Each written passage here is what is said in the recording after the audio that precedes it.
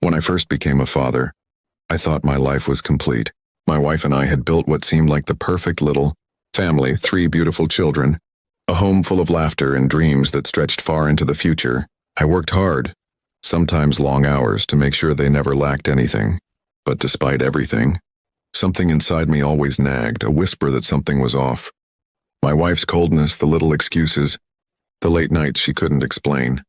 They all piled up until doubt became unbearable. One day, in a mix of fear and desperation, I decided to get a DNA test for all 3 children. My hands shook as I mailed off the samples. I hated myself for even considering it, but the thought wouldn't leave me alone. Weeks later, when the results came back, my heart nearly stopped. None of the children, none, were biologically mine. The paper in my hands felt like it was burning me alive. I couldn't breathe. My entire world collapsed in that moment. I went to my mom for support, thinking she'd hug me, comfort me, or at least acknowledge the pain. Instead, she looked at me calmly and said, "Stop overreacting. Kids don't have to be blood to be yours." I stared at her in disbelief. How could she be so casual about the betrayal I had just uncovered? My wife had lied to me for years, built a family on deception, and I was supposed to just accept it? The betrayal cut deeper than anything I'd ever felt.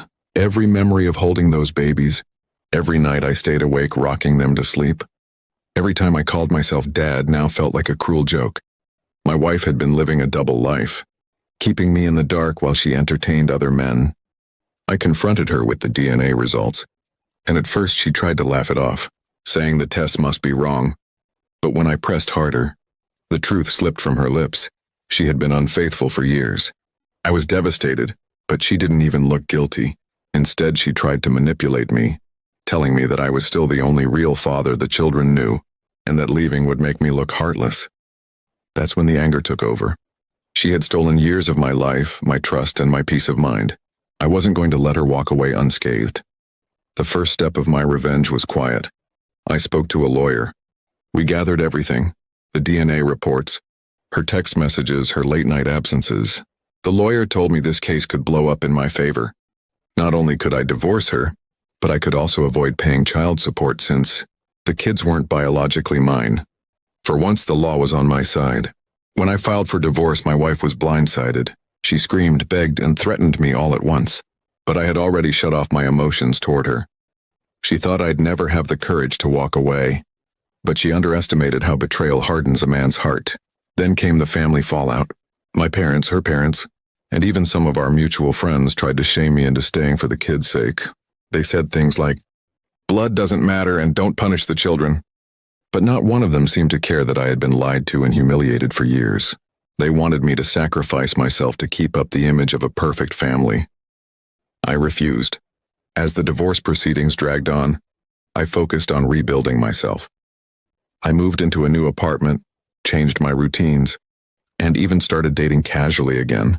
My wife, on the other hand, spiraled. Without my income, her lifestyle crumbled. The men she cheated with weren't interested in playing dad or supporting her. And suddenly she was left holding the pieces of the life she'd destroyed. The sweetest part of my revenge wasn't the legal win.